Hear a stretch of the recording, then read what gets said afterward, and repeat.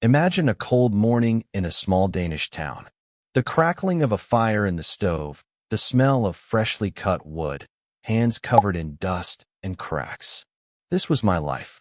I was a simple carpenter trying to feed my family in the midst of a crisis. People laughed at me when I started carving toys. Who needs them? Children play with branches anyway, they said. But I stubbornly carved ducks, trucks, and blocks. I believed that play could build character. A small toy could teach a child more than 100 lectures. I had to start from scratch after fires, lose everything, and build again. I heard the mockery, saw the distrust in the eyes of my neighbors, but I held on to my dream. I dream of a world where children build their own castles, their own cities, their own future. And who would have believed that those wooden ducks would grow into Lego? That my little bricks would become a language for millions of children around the world? That toys that were once ridiculed would become symbols of creativity and hope? This story begins in darkness and doubt, but ends with a light that no one expected. And if you listen to the end, you will understand Lego was never just a toy. It was always about life. And that even in the worst of times, a dream can grow for the whole world to see. I was not born in a time of great opportunity, but in a time when every penny counted. Denmark lived modestly then, and the future looked not like a promise but a struggle. I was a simple carpenter. Every day my hands knew only one thing: wood. Its smell, its hardness, its warmth. Wood was my tool and my salvation. I built doors, windows, furniture. Nothing special, just work to feed my family. But inside me lived a strange thought. I saw children running through the streets with branches in their hands, turning them into swords or airplanes. And then I realized there is something more to the game. It is not just entertainment. It is a world where a child learns to dream, where he tries to be what he wants to become. When carpentry jobs started to disappear because people couldn't afford new furniture, I was faced with a choice: stop or find another way. And so I started making little wooden toys, first for my children and then for my neighbors. I carved a duck that could nod its head, a car with spinning wheels. Ordinary things, simple and warm. People laughed. Hey, are you crazy? The kids play without this. Nobody will pay for it. And it wasn't just a mockery. It was my challenge. When everyone around me says your work is useless, how do you find the strength to continue? When your wallet is empty and your children are waiting for dinner, how do you convince yourself that this dream is worth the sacrifices? But I saw in the eyes of the children how they came to life when they picked up a toy. And then something more than a craft woke up in me. It was no longer just a carpenter's job. It was an attempt to create a world in which children would not only consume, but also create. I started a small workshop. No sign, no advertising. Just wood, tools, and a dream.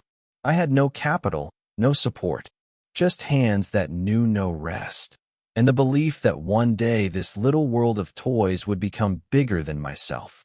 And yet, this beginning was not only a dream, but also a test, because every day could be the last for my workshop. Every toy could be the last. But it was this challenge that taught me the main thing. A real dream is tested where others retreat. I thought my greatest enemy was people's laughter and indifference. But the real test awaited me in a completely different form. One evening, as the fire in the stove burned down, I smelled a smell I will never forget. It was not the smell of fresh wood. It was smoke. I ran outside and saw my workshop, my little world, burning. The flames rose higher and higher, and I stood helpless, watching my toys, my tools, my hope burn. In the darkness of the night, all that could be heard was the crackling of fire and the screams of people running to help.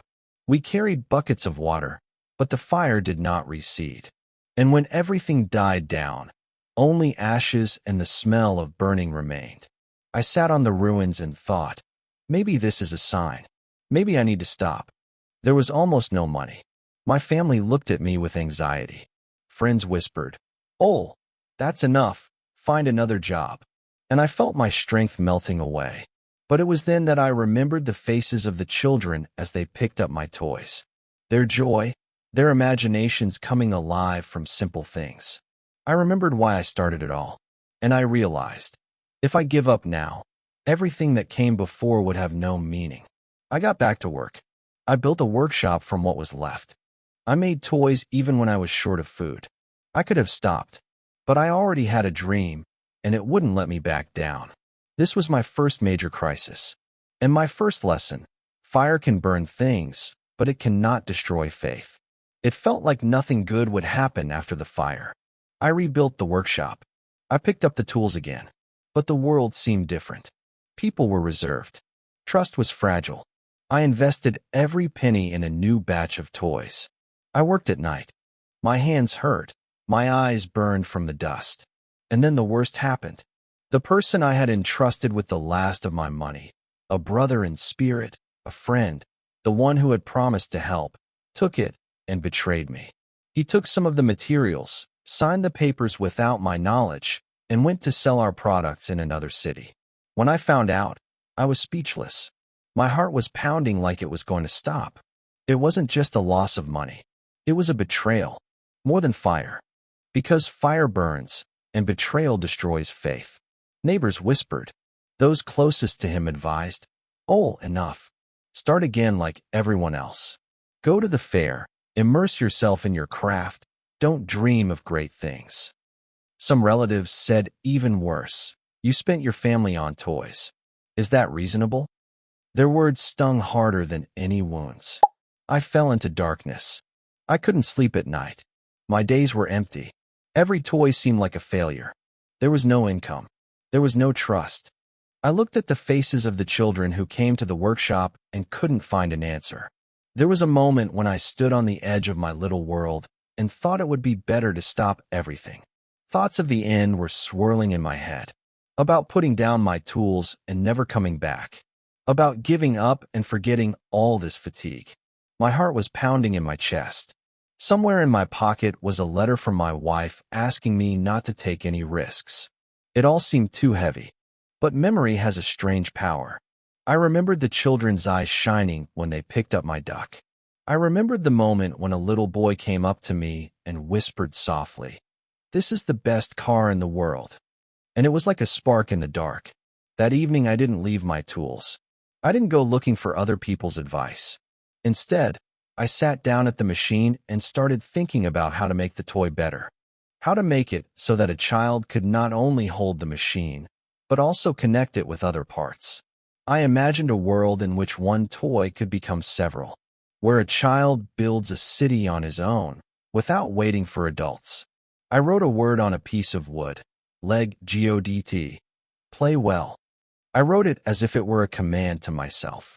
This word became a promise to me, not about wealth, about meaning, about what I do not do for profit, but for the next generation. The following days were difficult. But the traitor left my thoughts. He never destroyed the dream. I understood, people can betray, but an idea cannot. And it was this idea that gave me the strength to get up again. The first sales after the crash were tiny, but they were real. Kids were taking my toys, laughing, building. And I knew that for the first time in my life, I wasn't just making a thing. I was creating an opportunity. This period taught me the most important thing. Betrayal can break trust, failure can shatter hope, but in the darkest moment, remembering the reason you started can bring you back to life. And from that point, true strength is born. Imagine this moment. A man who had lost everything, his wife, his trust, his business. The smell of wood no longer lingered in his workshop. It had been replaced by the bitterness of ashes from a burned-out factory and the even more pungent smell of betrayal. It seemed to him that even his best friends had turned their backs on him. Every river has its bottom, and he had reached it. He was going to call it quits, sell the rest of his tools, close the workshop doors, forget that he had ever dreamed of creating something great.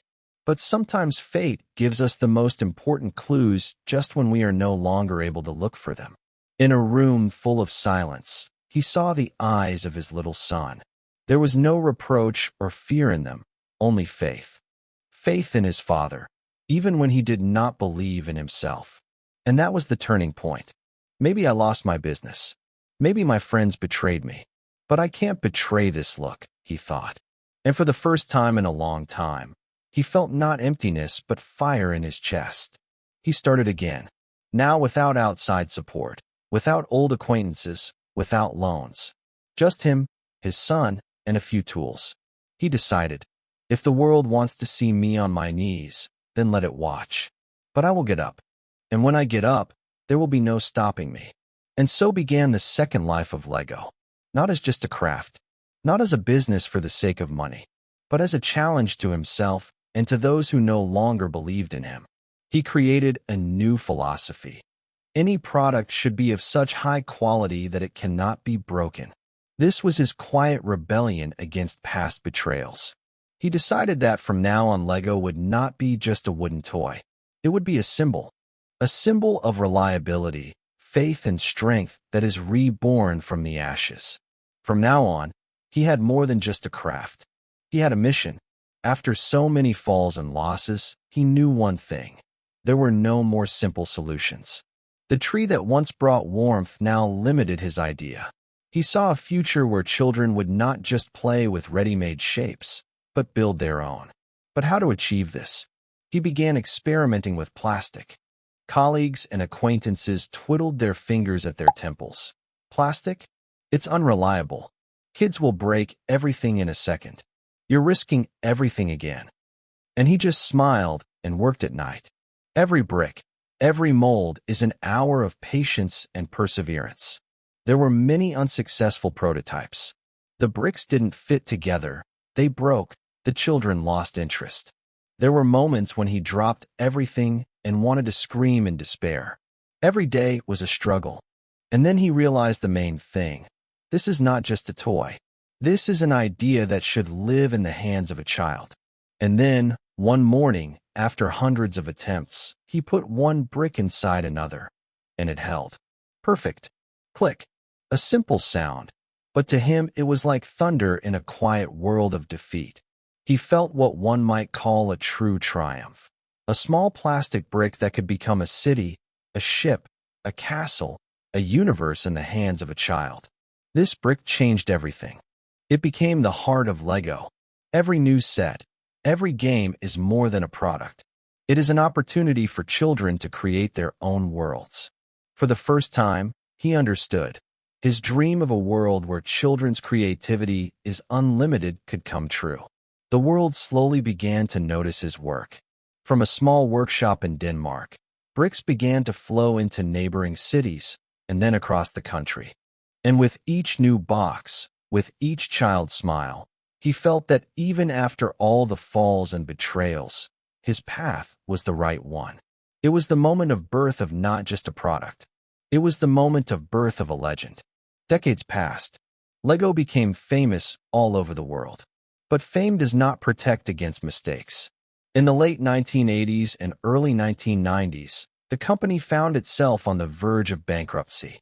They began to make everything that seemed unlikely to sell: large sets, licenses, complex sets for adults. The price of creativity was rising, and children began to lose interest. I sat in meetings, looking at the numbers, and felt like the world we had spent decades building could disappear. Every presentation was like a knife to the heart. This isn't working. We're losing the market. And then, as always in the darkest times, I remembered, Lego is not about money. Lego is about children, about creativity, about freedom and play. It was tempting to give up, to adapt to the market, to do only what brought a quick profit. Friends and advisors whispered, do as everyone else does. Sell the brand, keep the leftovers. And once again, it seemed like the world was demanding surrender. But we took a step back. We started listening to kids. We reinvented simple sets that allowed for unlimited building. We cut down on unnecessary lines and went back to the idea that started it all: play nice. And a miracle happened. Small sets were a hit again, and kids were building, laughing, and discovering new worlds. Lego came alive. This period taught me the main thing. If you lose yourself and your mission, even the biggest brand can fall. Sometimes revival starts not with technology or marketing, but with a return to the essence. We went through near bankruptcy, and Lego was back on its feet, stronger than ever. After we recovered, the world really started to notice Lego. The bricks from Denmark were on shelves in every corner of the world. Kids in New York, Tokyo, Sydney were building their own cities, cars, fantasy worlds.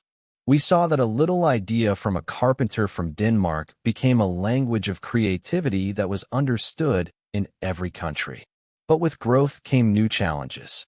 Video games, tablets, phones appeared. Children picked up real bricks less and less, spending more time in the digital world. Some said, Lego is dying. The world has changed. You are no longer interesting. We could have given in. We could have sold the brand, focused on licenses and quick cash. But we remembered the lessons of the past. Lego is not about profit. Lego is about children, their imagination, the freedom to create. We took the risk of combining the physical and digital worlds, interactive sets, augmented reality games, online platforms where children shared their creations. There was a lot of skepticism. Some employees said, "This won't work. No one plays with screens and bricks at the same time." But we went ahead, and it worked. Kids were rediscovering Lego, and now in a new form. We turned the challenge into an opportunity. Today, Lego is more than just toys. It is a cultural phenomenon, a symbol of creativity and learning through play. The company has brought generations together. Parents build with children, designers create for fans, and fans around the world show off their worlds. We have been through crises, betrayals, and near bankruptcy, but Lego has become strong not because of profit, but because of belief in a simple idea. Every child has the right to play and create. Today, Lego is more than just toys.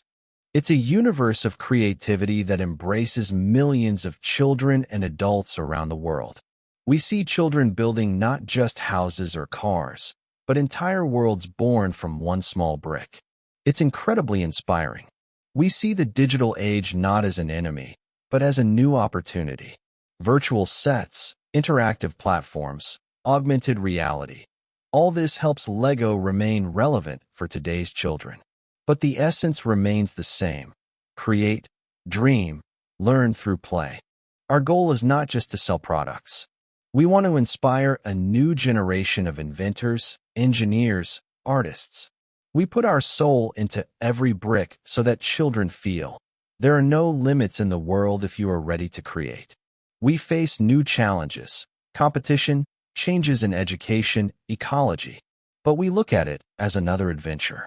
We experiment with environmentally friendly materials, new forms of sets, online platforms for collaborative creation. Lego grows with children, and children grow with Lego. This is more than a business. This is a legacy that inspires millions. And even as the world changes at breakneck speed, we remember the lessons of the past. Start small, dream big, quality above all else, adapt quickly, turn crisis into fuel, lead, don't follow. Lego today is an example of how perseverance, faith, and love for your craft can create something truly immortal. And this story reminds us all, true success is the courage to move forward, even when the world wants you to stop.